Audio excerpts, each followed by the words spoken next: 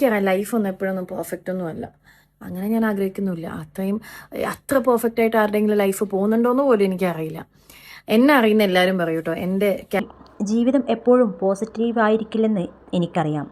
അങ്ങനെ ഞാൻ ആഗ്രഹിക്കുന്നുമില്ല. അത്രയേറെ പെർഫെക്റ്റായി ആരെങ്കിലും ജീവിതത്തിൽ പോകുന്നുണ്ടോ എന്നും എനിക്കറിയില്ല. എന്നെ അറിയാവുന്നവർക്കെല്ലാം പറയാനുള്ളത് ഞാൻ എപ്പോഴും ഹാപ്പിയാണെന്നാണ്. ലോകം ഇടിഞ്ഞു വീണാലും എനിക്കൊരു കുഴപ്പവുമില്ലെന്നാണ് അമ്മ പോലും പറയുന്നത്. എന്നാൽ കഴിഞ്ഞ കുറച്ചു നാളുകളായി സന്തോഷത്തിലാണ് ഞാൻ പോയിക്കൊണ്ടിരിക്കുന്നത്. ഒരു മനുഷ്യൻ്റെ ഏറ്റവും വലിയ ആഗ്രഹമാണ് വീട് വയ്ക്കുക എന്നത്.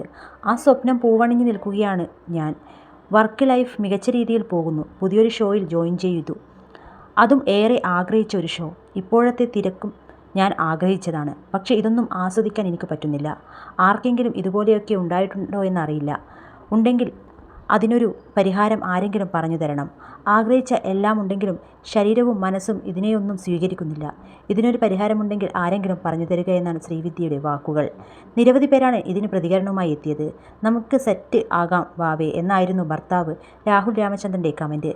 താരം നേരിടുന്ന ഈ അവസ്ഥയെ ഗൗരവത്തോടെ കണ്ട് നടിയും ലൈഫ് കോച്ചുമായ അശ്വതി ശ്രീകാന്തും രംഗത്തെത്തി.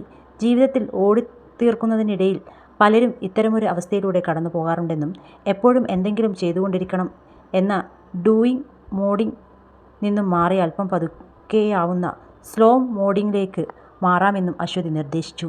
ഇതിനായി പ്രൊഫഷണൽ തെറാപ്പി തേടുന്നത് ഗുണം ചെയ്യുമെന്നും അശ്വതി കൂട്ടിച്ചേർത്തു.